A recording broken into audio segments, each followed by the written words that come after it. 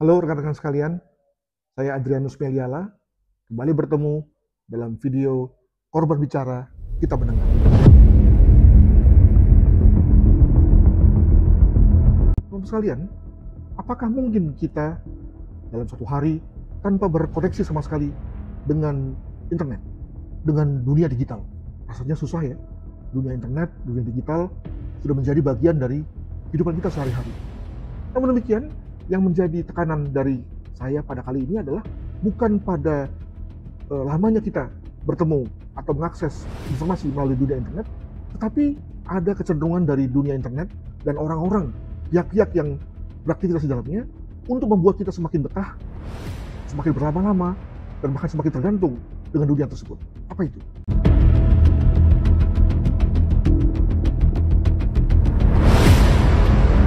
Dunia digital dewasa ini tak ubahnya pasar, teman-teman sekalian.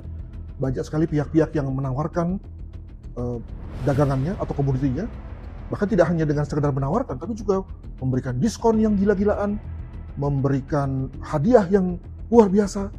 Ada pula misalnya yang menyediakan jasa tertentu dengan kemudian memberikan aneka macam fasilitas yang membuat kita geleng kepala.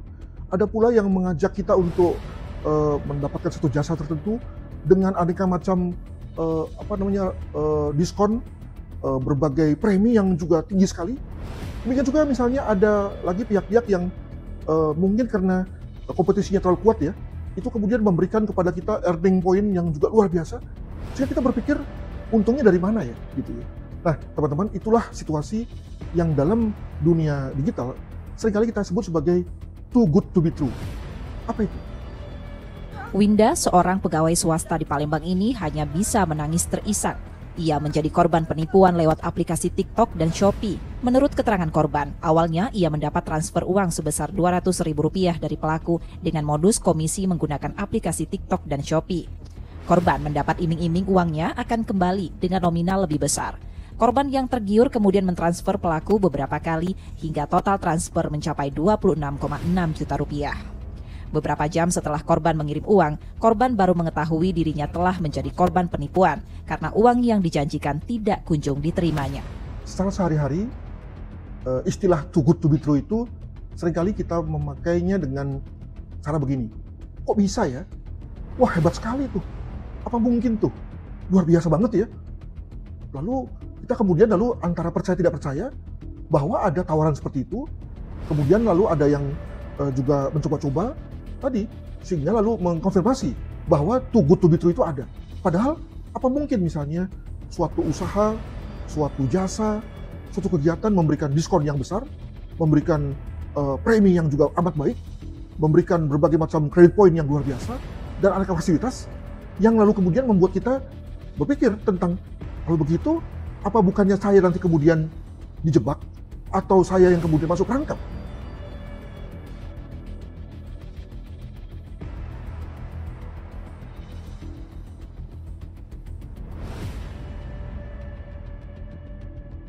Kalau kita mulai berpikir bahwa, wah ini ada yang mencurigakan nih, tawarannya kok terlalu bagus, terlalu menggiurkan, ini jangan-jangan kita masuk perangkap, dan seterusnya, terkait dengan tawaran, terkait dengan informasi yang diberikan dalam satu akun tertentu, satu vendor tertentu, dan seterusnya, itu bagus. Kenapa? Karena itu artinya, secara kognisi, kita mulai bekerja dan memberikan satu sinyal-sinyal bahwa ada yang nggak beres. Masalahnya adalah bahwa seringkali kita tidak menggerakkan, tidak mengaktifkan kognisi kita, malah kita kemudian membiarkan emosi kita yang bekerja. Ya, jadi tadi berbagai tawaran-tawaran yang menggiurkan, yang menarik, yang menantang, berbagai fasilitas dan seterusnya, itu sesungguhnya menggoda emosi kita. Kita merasa senang, kita merasa tertarik, merasa kagum, merasa wah, dan lalu kemudian berpikir bahwa kita harus mendapatkannya, kita harus mengkonsumsinya, betapapun mungkin nggak perlu bagi kita. Jadi dengan kata lain, emosi yang diaduk-aduk, emosi yang diberi tempat, dan ini dia nih, begitu emosi kita sudah kena, maka kemudian kognisi kita lalu menjadi tidak ada gunanya. Padahal di kognisilah kemudian hal-hal yang terkait dengan apakah kita perlu suatu jasa tertentu, apakah kita perlu untuk ikut dalam satu kegiatan tertentu, apakah kita perlu ya mendapatkan satu barang tertentu, itu semua ada pada kognisi. Di situ lalu kemudian pendekatan untung rugi dibentuk. Disitulah kemudian pendekatan efisiensi kemudian bekerja. Nah, tetapi sayang sekali kalau kita sudah terkena emosinya, maka kemudian segera saja kita misalnya meng-ACC, meng-accept ya berbagai tawaran yang sebetulnya too good to be true itu, ya. Dan kemudian lalu, nah ini dia nih, ternyata memang benar bahwa sebagian diantaranya itu kemudian adalah sebetulnya scam, adalah kejahatan terkait dengan komputer, dan kita kemudian menjadi korban karenanya. Modus kejahatan yang sedang marak saat ini adalah penipuan pekerja paruh waktu secara online. Korban yang merupakan seorang ASN tertipu hingga 1,3 miliar rupiah. Tak lama kemudian Polrestabes Semarang menangkap pelaku di Medan usai pulang dari Kamboja. Tapi pelaku rupanya hanya berperan mencari para korban. Sementara pimpinannya seorang WNA asal Tiongkok yang tinggal di Kamboja. Saat korban tertarik dengan lowongan pekerja paruh waktu, tersangka meminta uang deposit agar bonus pekerjaan bisa dicairkan. Lantas, tugas apa yang diberikan kepada korban? Tugas hanya naik produk saja. Iya, jadi nanti kita memberikan link setelah korban sudah transfer, kemudian kita memberikan link. Walaupun tugas sudah dijalankan, uang deposit yang ditransfer korban tak pernah dikembalikan. Akibat aksi penipuan yang sudah meresahkan, polisi akan mengembangkan kasus ini untuk memburu pelaku lain.